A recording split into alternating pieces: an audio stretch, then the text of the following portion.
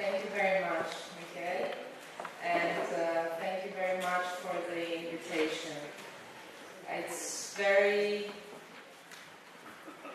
important for me to speak to you about what has happened in Greece, about the lessons of the Greek experience, but also it's very important for me to speak to you about what has still to happen in Greece, what we need to do, and what we need to do for the whole Europe. Because contrary to what the main propaganda is trying to disseminate and to impose as a common knowledge, namely that there is no alternative, there are plenty of alternatives.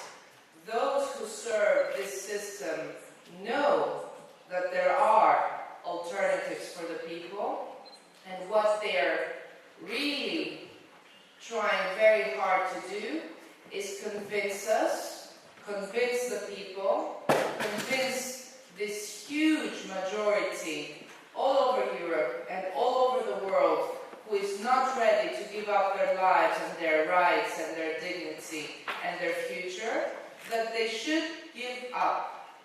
I was very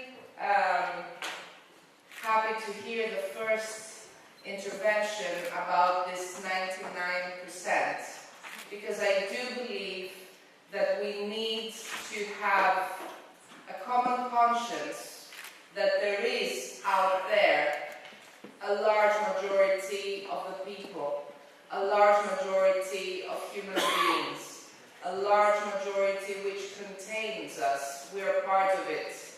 And this large majority still has not gained conscience of its power and of its duty to fight for our rights, for democracy, for freedom, for dignity, for social rights, for access to social goods, for access to the environment, for social prosperity. What I'm going to talk to you about is not just history. What I'm going to talk to you about is life, our lives.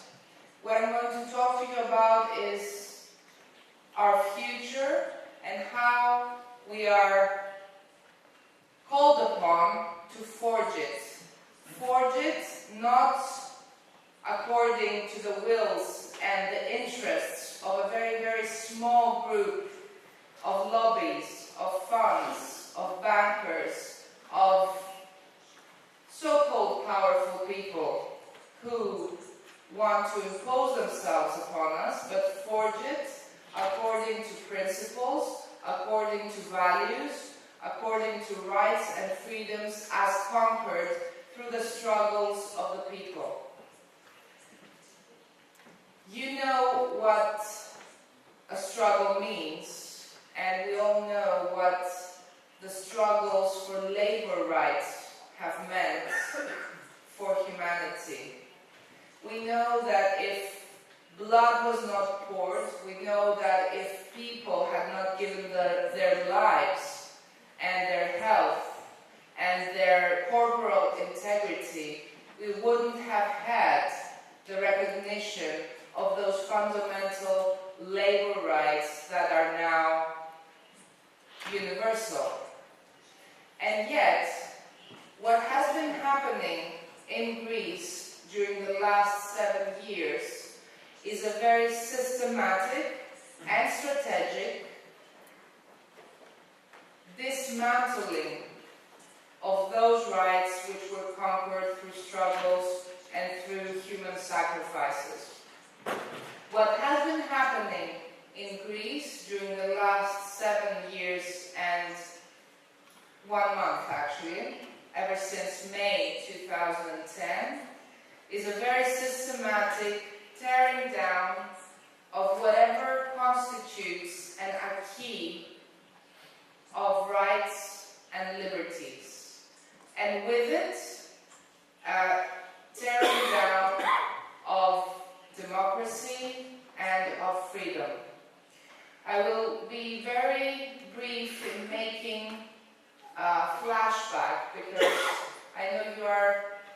probably familiar with the facts, but it's always good to remind what has happened to Greece.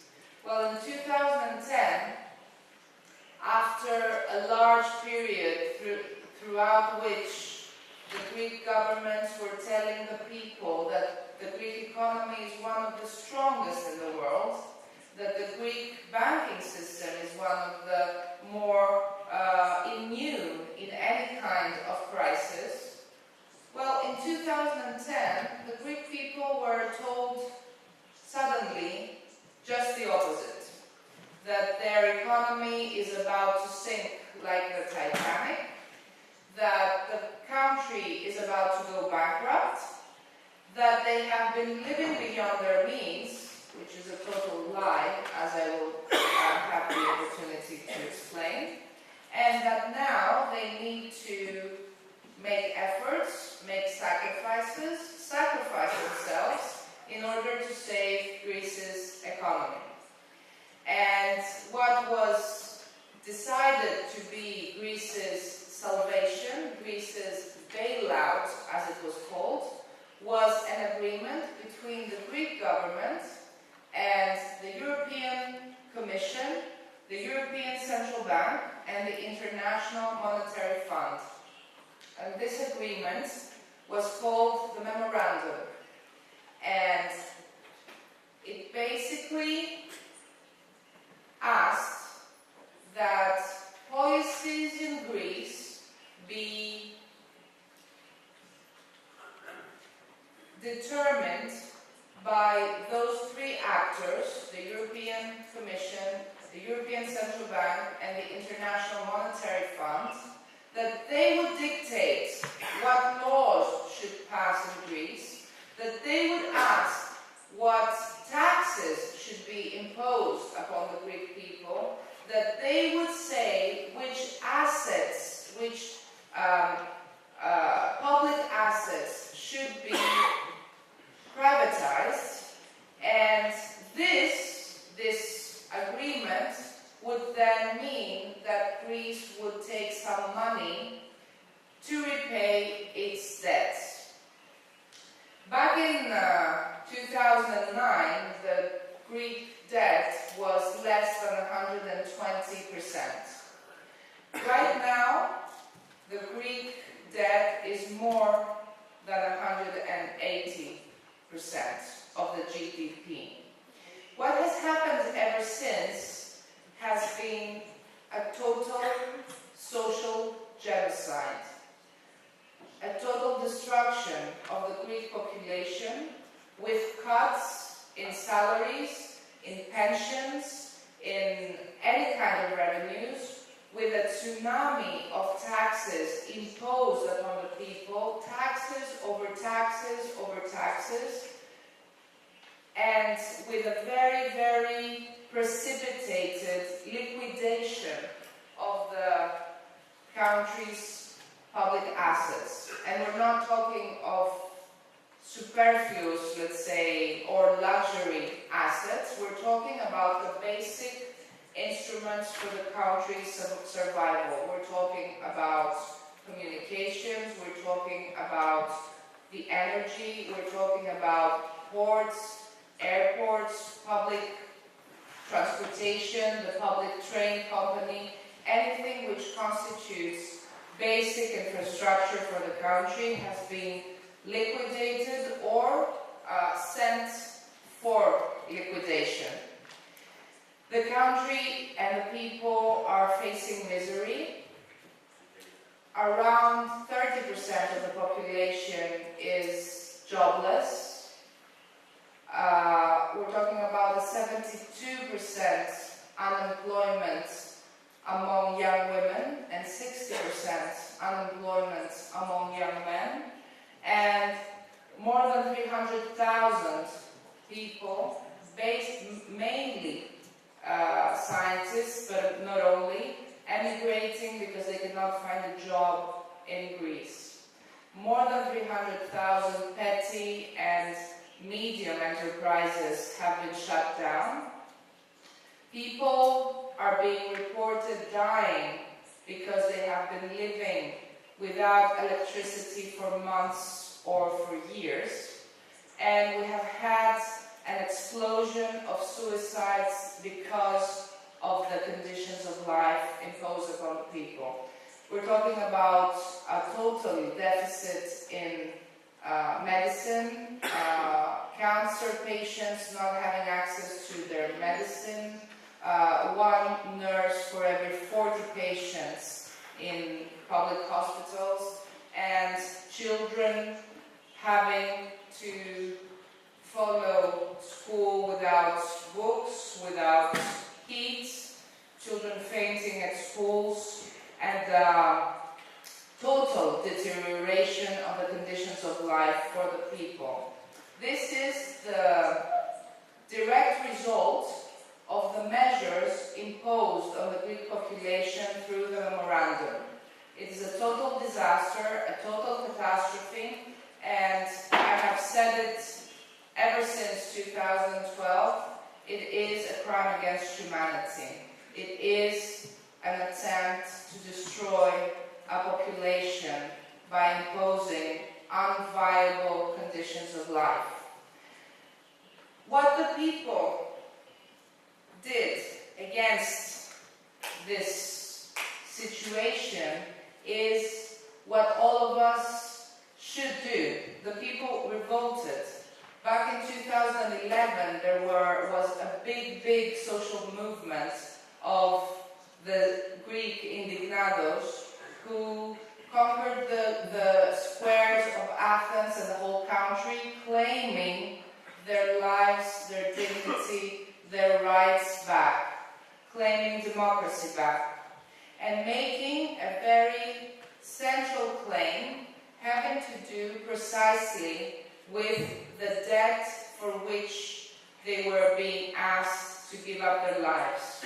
They said, let's audit the debt. Let's see what this debt that you're telling us to pay, let's see what it consists of. Let's see how it was created, how it was inflated, who is responsible for this debt. This was a very powerful social claim, and there was indeed a social committee to audit the debt. However, no government decided to audit the debt, and even when Syriza came to power, it was not the government who decided to audit the debt, it was the parliament. Actually, it was the president of the parliament, myself, as according to a special provision which permitted me to do this without any other prerequisite. And so for the first time in 2015, a commission to audit public debt, a commission to analyze and scrutinize how the debt was created in the soil of the European Union. And it's actually, up to now, the only institutional debt audit commission created at a national level in the European Union. And this is not by chance, it is because the governments and the European Union system know very well that if public debt is scrutinized, the people will know that it's not their own.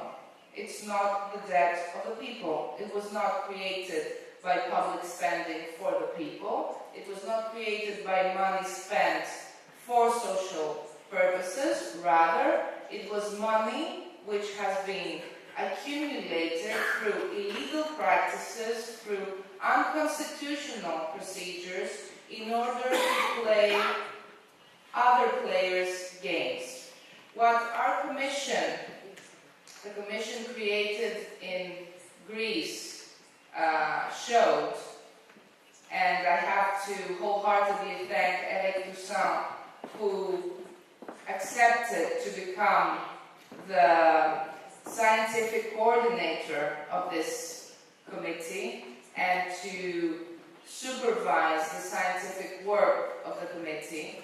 What our commission showed was that Greece's debt should not and cannot be paid.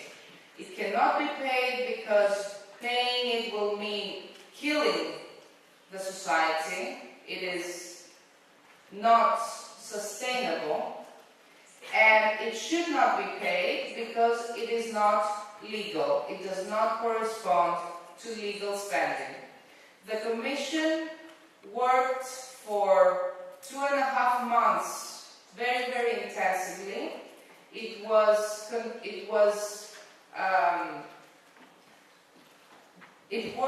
with the participation of both an international team and a national team.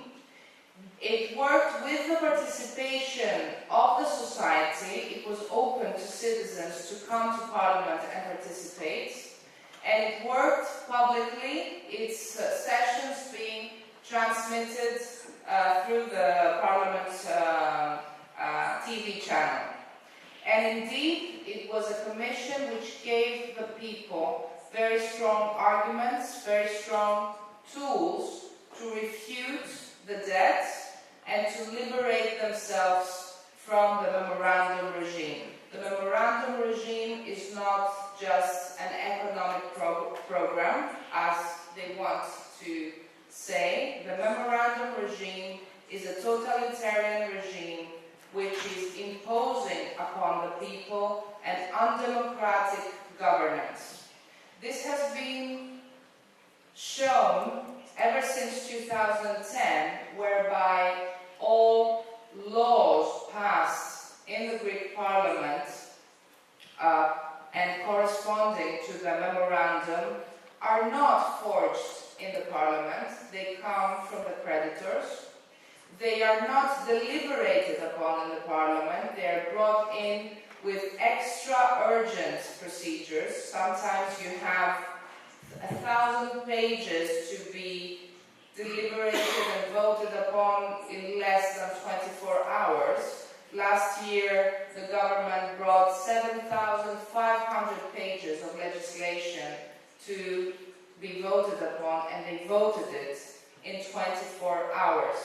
So this is not a normal democratic procedure. Rather, this is the imposition of a totally undemocratic regime.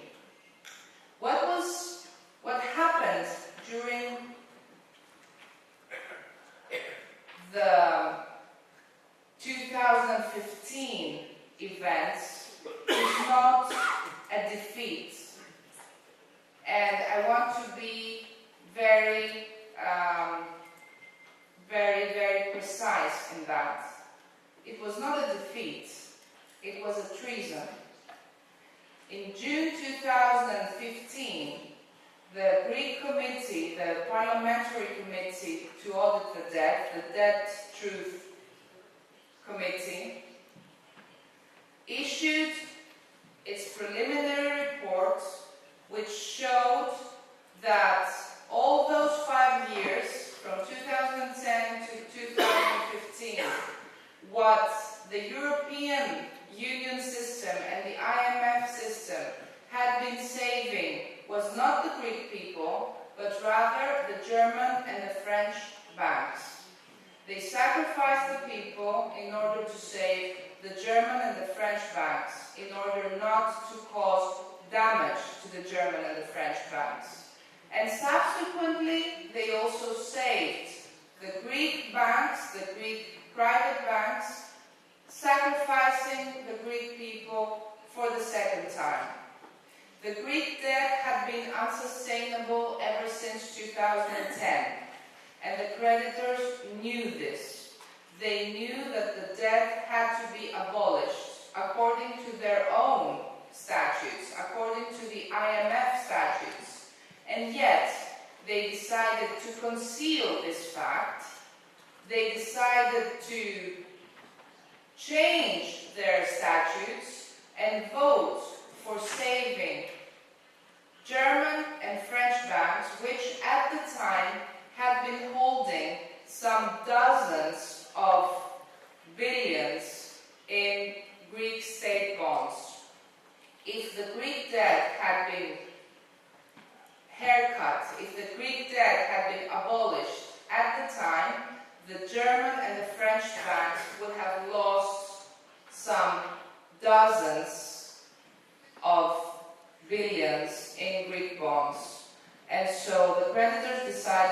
do this, but rather sacrifice the Greek people.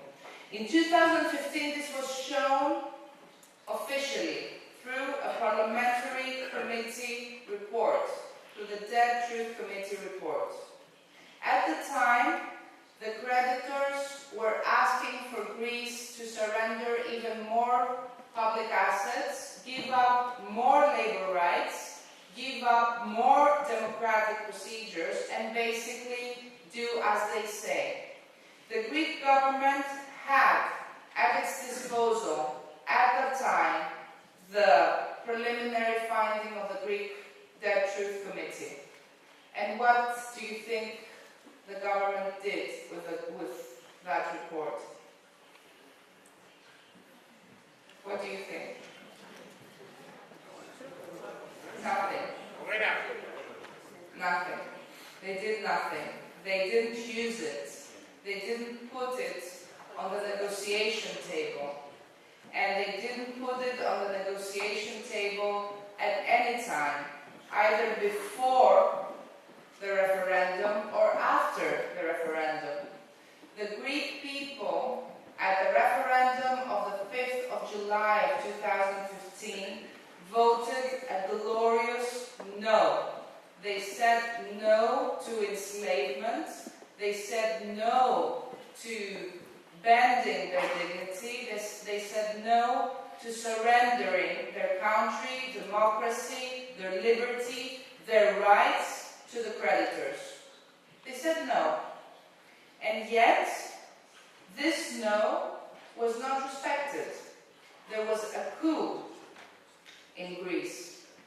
And this coup emanated from the creditors, but unfortunately, it was also supported by the government, who decided to violate its mandates, who decided to violate the people's glorious no, and start implementing the policy of yes. What the policy of yes meant is something you know here. It's an experience that you've had.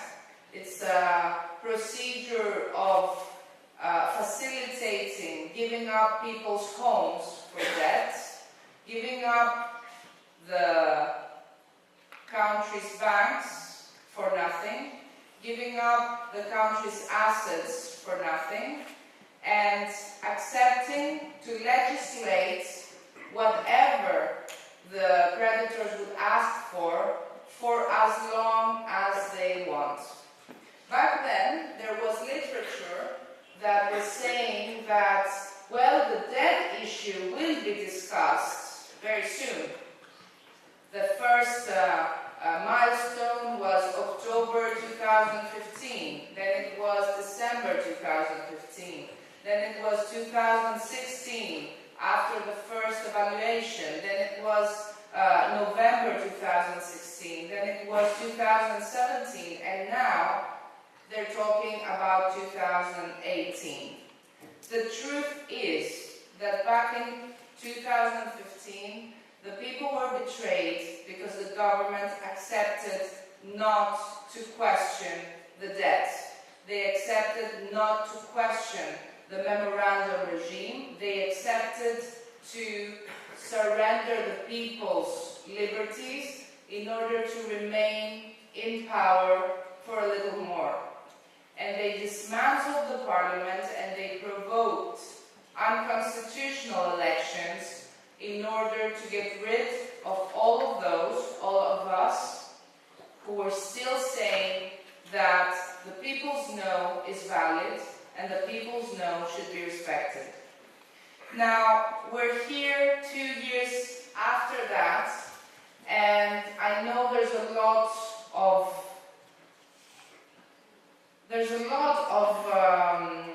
interest around the European Union system to convince us that the game is over in Greece. I'm here to tell you that the game is not over. It's not over for Greece, and it's not over for Spain, it's not over for Portugal, it's not over for Cyprus, for Ireland, it's not over for Europe. But when I talk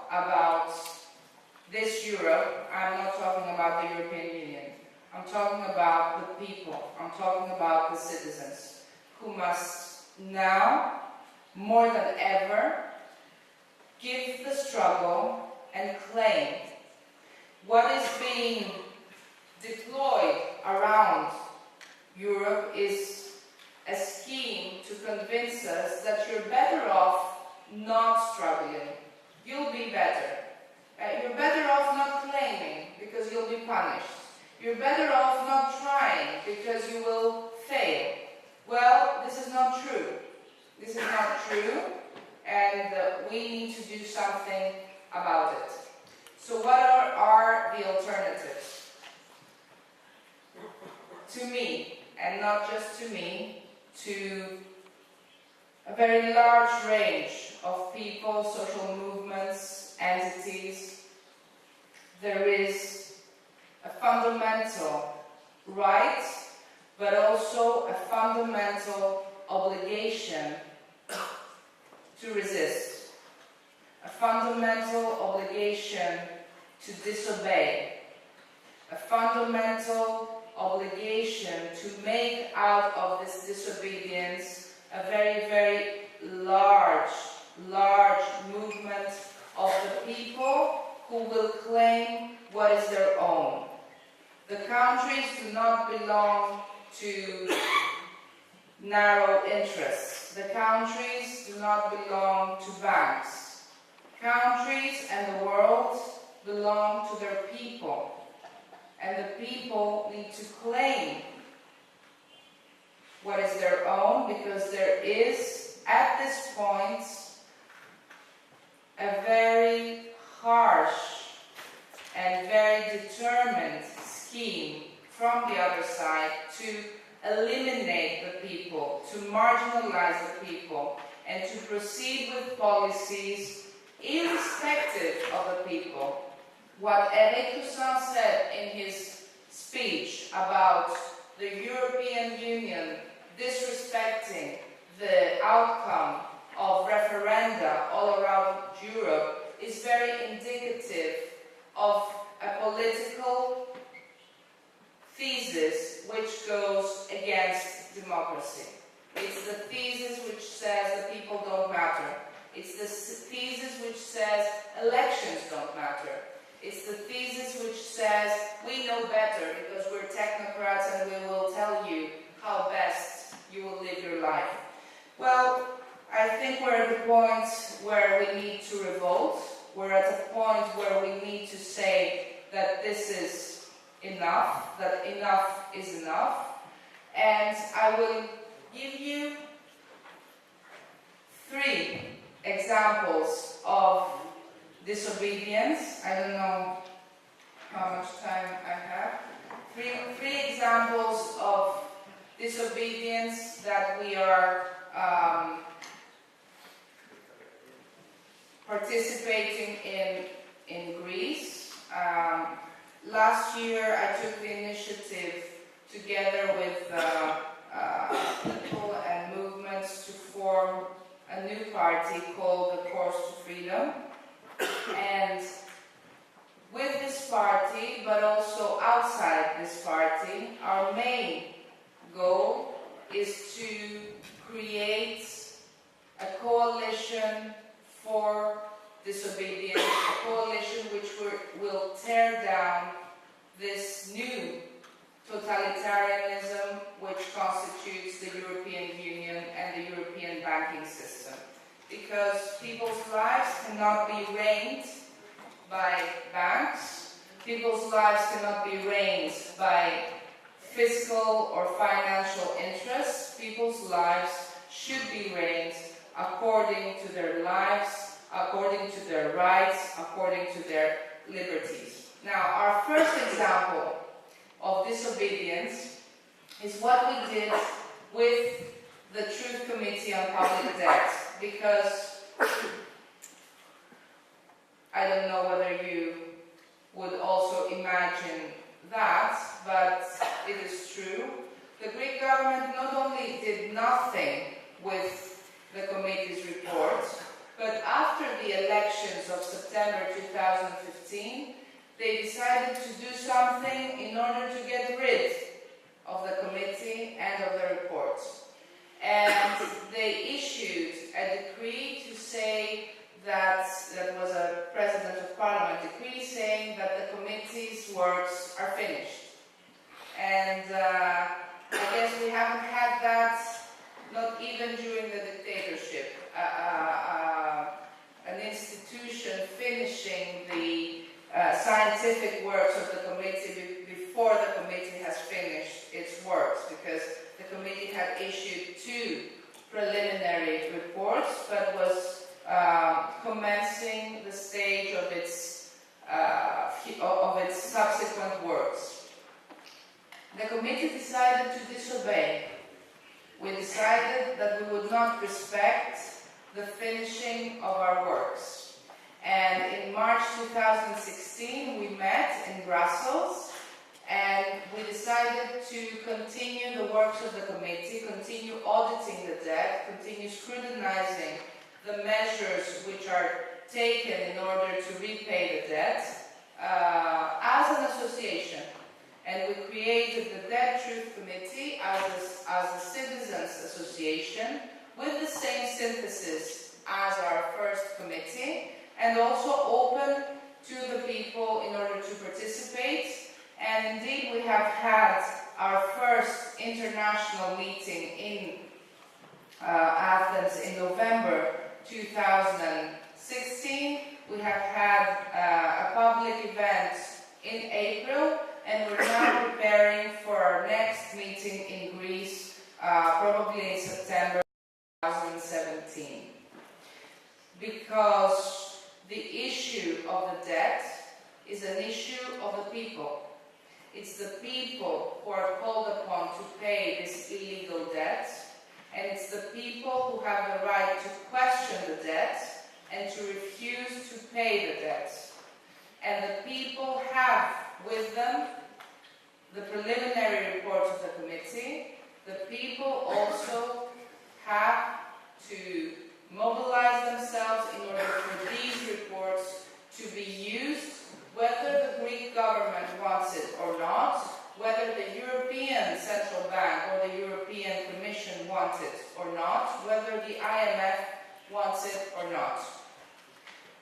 A next stage of this disobedience is what we are preparing to launch, and this is a concrete disobedience to any measure connected to the debt. The Greek government should have annulled the debt. It should have refused to pay the debt, and yet it decided to bring more measures upon the people, and more measures upon the people, and more measures upon the people to repay the debt. The last measures were voted upon 5 days ago, and there's more to come for a debt which is now more unsustainable than ever. What we say is that since the government refuses to annul the debt, to refute the debt, it's the people who should do it. And the way to do it is by creating a large movement of disobedience, a large movement of refusal to pay any tax, any kind of contribution, any kind of measure connected and destined to repay this illegal debt. Another initiative of disobedience is a social movement initiative which is going on in Greece, and this is a movement to protect the people's homes from obligatory seizure. Right now, what has been voted upon in Greece is electronic seizures of people's homes. And the government is about to put that in action in the next weeks or months. It is already voted upon in Parliament. And right now big movement which is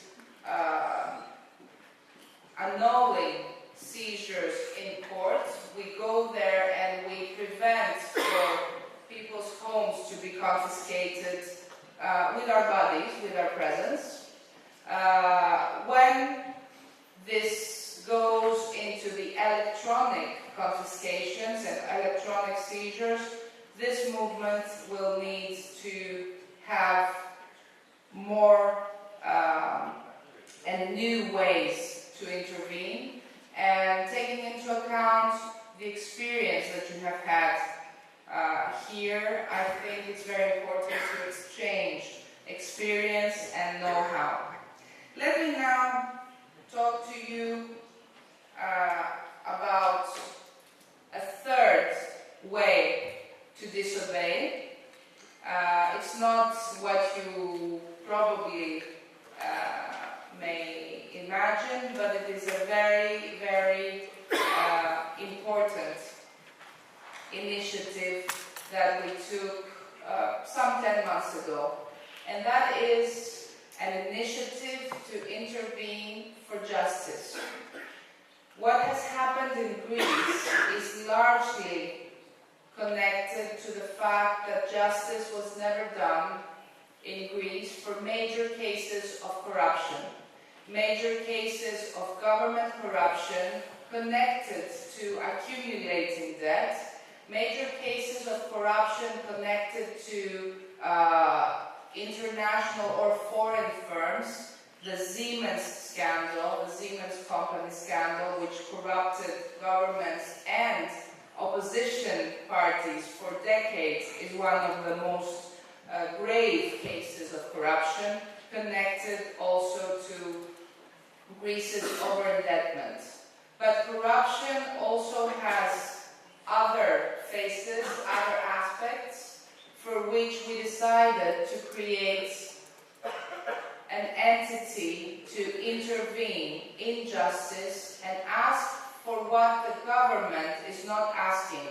Ask for those who are responsible to be tried for corruption and for misappropriation of public money. Ask that they repay their debts to the state and to the people, and ask for justice to operate. These are cases which would under the Greek law, require that the Greek state and the Greek government makes legal actions. However, these legal actions have not been made because of corruption, because of the ongoing corruption scandals, and what we decided to do is disobey the law which says it's only the states who can ask for justice, and intervene and ask for justice in the name of the people. We did that in the major corruption case, in the Siemens case, and we are now, and this is what I will close with because it's a major, major thing, we are now going to launch our very big initiative for another case which is closely connected to what is happening in Europe the last decades. Greece's debt at this moment is more than 300 billion euros. It varies from month to month, but we're talking about 300 billion. There's a claim of Greece, a claim which has been calculated by the competent authority infrastructure. There was an obligatory loan through the Greek Central Bank, an obligatory occupation loan. There was a total misappropriation of tens of thousands of Greek artifacts, of ancient artifacts by the Nazis. And Greece is the only country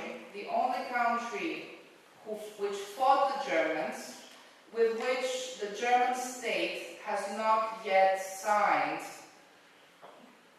a peace treaty. Why? Because it is in the treaties, the post-World War II treaties, that when a peace treaty is signed, Germany has to pay for restitutions.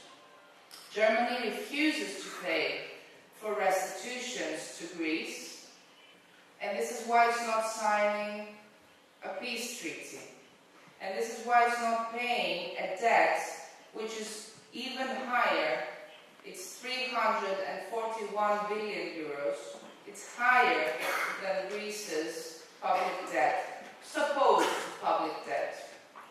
Germany, on the other hand, is in the forefront of the measures imposed upon Greece to pay Greece's debt. And there is a very big contradiction there. We have a second imposition to the country. We have a second occupation of the country. Greece's airports have been taken over by the German public airports company, Fraport. Greece's telecommunications now belong to the German public communications company, Deutsche Telekom. Greece's technology is controlled by Siemens through this major corruption scandal. And a series of public assets, including roads and public companies, are being passed to the German state.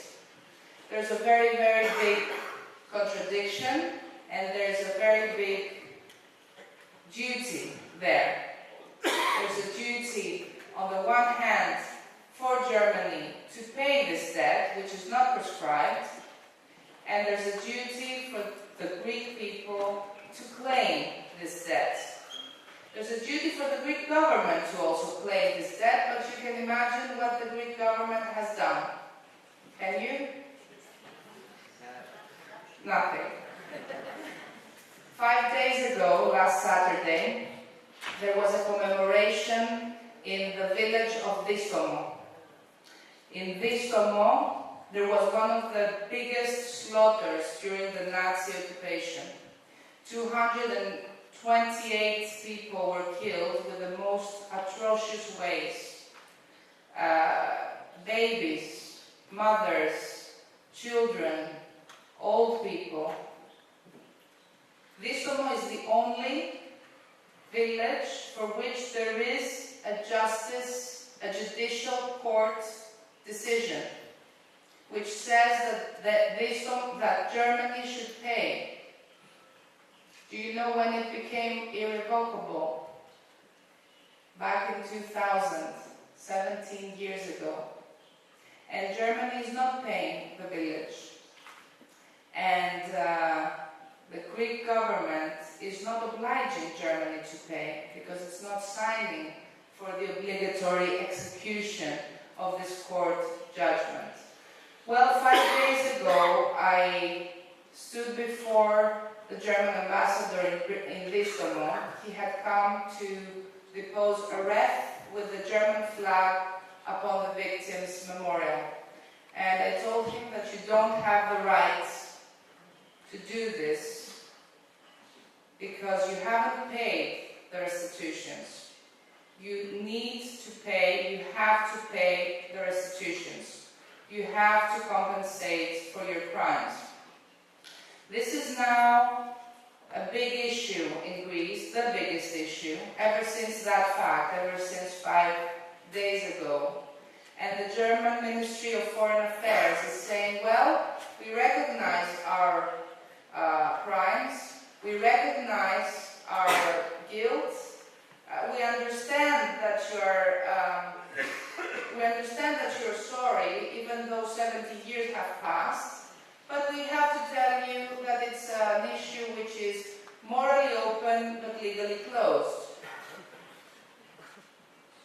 Now, this is a strategy. It's a strategy of, it's not a strategy of justice, it's not a strategy of forgiveness, it's not a strategy of accountability, it's the strategy of an ethical and totally unethical claim on the part of Germany that its crimes be forgotten without justice being done. This is something to disobey to, because it's very symbolic, and it's very symbolic of a whole policy which says that there are those who always pay, even with their blood, even with their lives, and there are those who are entitled only to claim and never to pay. I narrated this to you because I think it's the most extreme, but also the most telling contradiction of what is happening not only to Greece, but all over Europe. Something very, very wrong is going on. Something very wrong which is aiming at us forgetting what humanity is all about, what human beings are all about, and what it means to claim and to bring and to give justice.